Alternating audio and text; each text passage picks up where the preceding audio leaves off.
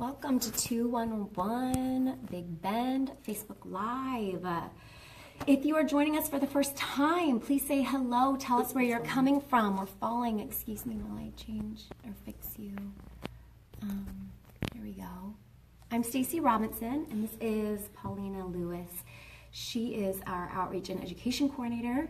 She does a lot of our trainings here at 211 Big Bend. Super awesome chick. Oh no. Well, you guys can still see us, right? Yeah, I think they're good. Okay. It is the middle of February already, which I find kind of insane.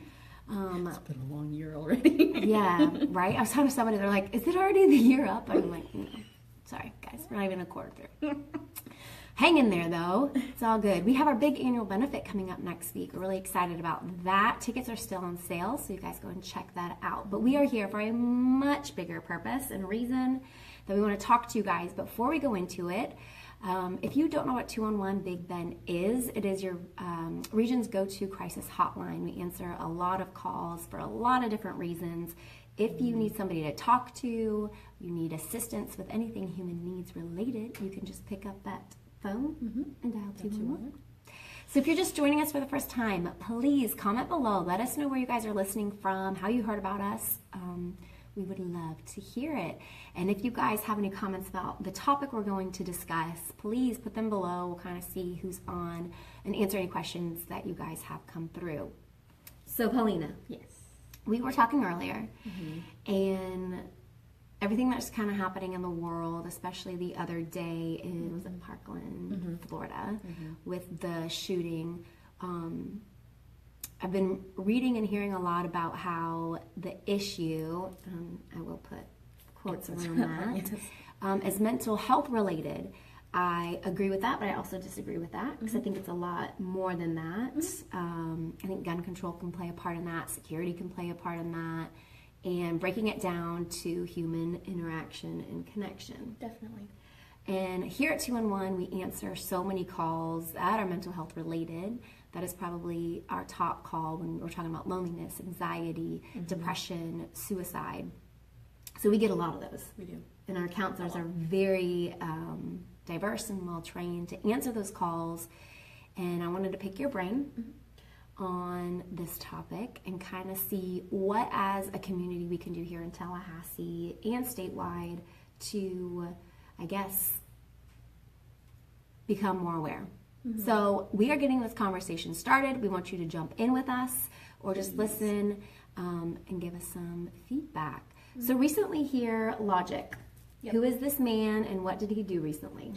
So Logic is a rapper, and he's on Def Jam. That's his recording studio company. And he put out this song recently. Hopefully you guys have heard about it. It's Lifeline's Phone Number, which I don't unfortunately know off the top of my head.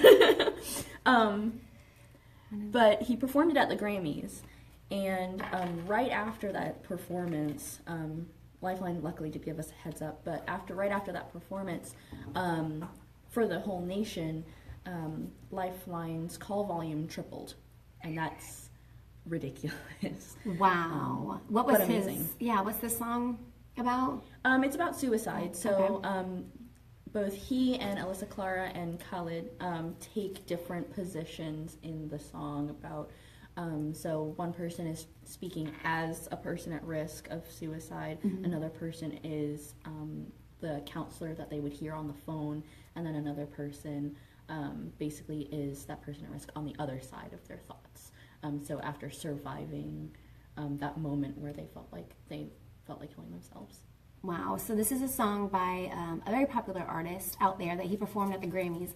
And Paulina was just saying that the National Suicide Prevention Hotline, and I'm pretty sure the song is the number, like 1-800, yes, we have it here, 273-8255. That is the name of the song.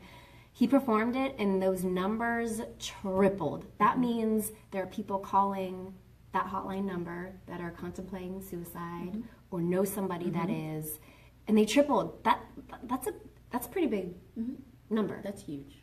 Yeah. I mean, that's an amazing jump in call volume, and it's a really good thing because that means more and more people are at the very least aware that resource is there, and that can really help people when they're in that time of need, maybe those, when that call volume spiked like that, that might not have been people immediately contemplating suicide or thinking about suicide, but just testing the line, seeing, what is this experience going to be like if I do need them in the future, or someone needs them in the future.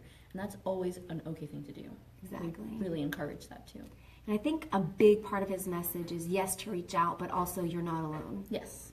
And let's dive into that. What do you think he means by that? You're not alone. So a lot of people have this misconception that, or they feel like when they're thinking about suicide that they're the only person who's ever had those thoughts, or they're the only person who life has been so bad that suicide is now their only option.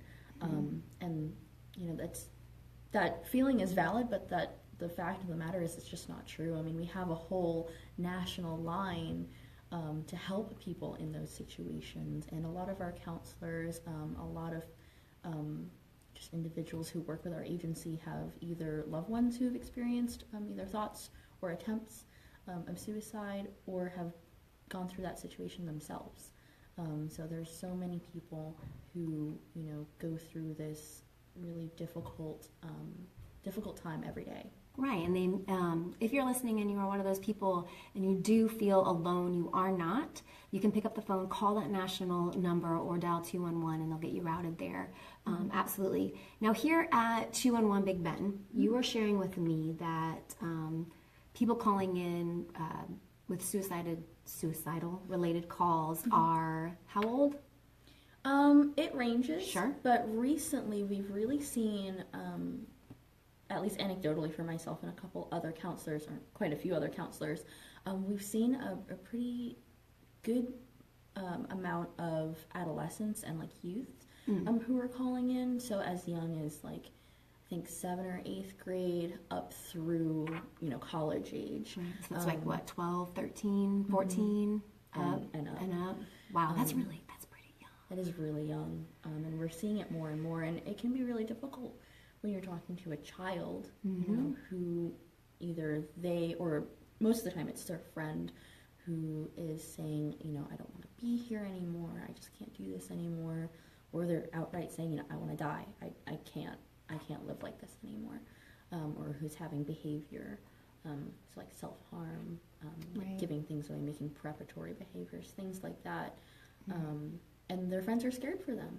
Sure. And they're reaching out and saying, how do I fix this? How do we get that person help? What do I do? So I'm really glad that they know that Lifeline is a resource for them when they need to have some kind of plan in place. Yeah, that's really good that they're reaching out. But we as adults need to take maybe a bigger step on how can we help these kids and not putting maybe Band-Aids on the situation, but instead asking them, what is something we can ask these children? You always want to ask directly. You always want to say something like, are you thinking about suicide, or are you thinking about killing yourself? We were talking about this earlier, Stacy, that a lot of people think that if you ask that question, you're going to put that thought into their head and they're going to say, oh my gosh, I've never thought of that before. Let me try it. Right. And honestly, it's just not true. Suicide is not a new and different thing that's just recently coming up. And there's, a lot of phenomenon that people experience where, you just have this odd pull. So it's not something new or different. In fact, the opposite happens when you ask that question, is rather than saying, oh, I'm going to go try that, it's the response becomes, oh my God, no one's ever asked me that before. And wow, somebody cares enough to ask me that. that. I do actually matter. Maybe they can understand or give some type of kindness or empathy. Yeah, exactly. In that and moment. Be open to me talking about that. Because it's a scary thing to talk about and admit that, I don't want to be here. I've made this plan, potentially. It's scary to tell people that. So just being, willing to say those words lets that person know, I'm willing to talk to you about what's going on. I'm willing to take those steps with you. And me personally, I have children, and, as a parent, it's always, okay, I'm right, you're wrong. But instead, really taking a step back, and yes, everybody has their own thing with our children, but I'm very big on respecting your elders. But I also want them to be heard and feel like they have a voice. And these most recent things that have been going on in the news, specifically in Parkland, Florida, have kind of made me reevaluate, you know, finding those feeling words and asking them how they're feeling in that moment. And am I, as a parent, guardian, meeting that need? And it needs to extend, obviously, past our own children and into the youth that we face every day.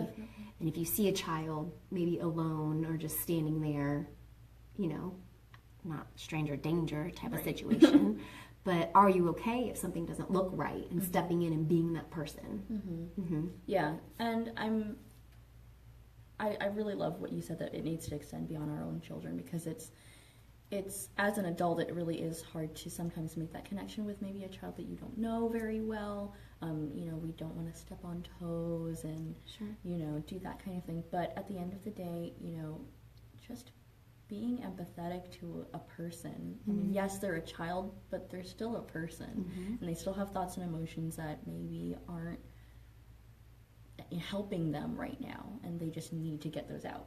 Well, it's like, and it's really hard, I think, once you get past a certain age, to think back to those days when you went through it. And I was really trying to take myself back there after hearing about the news, and it's like, yeah, it's an awkward time. Yeah, it's super uncomfortable. You don't know what your body's doing. Does this person like me? Do I care? Yeah.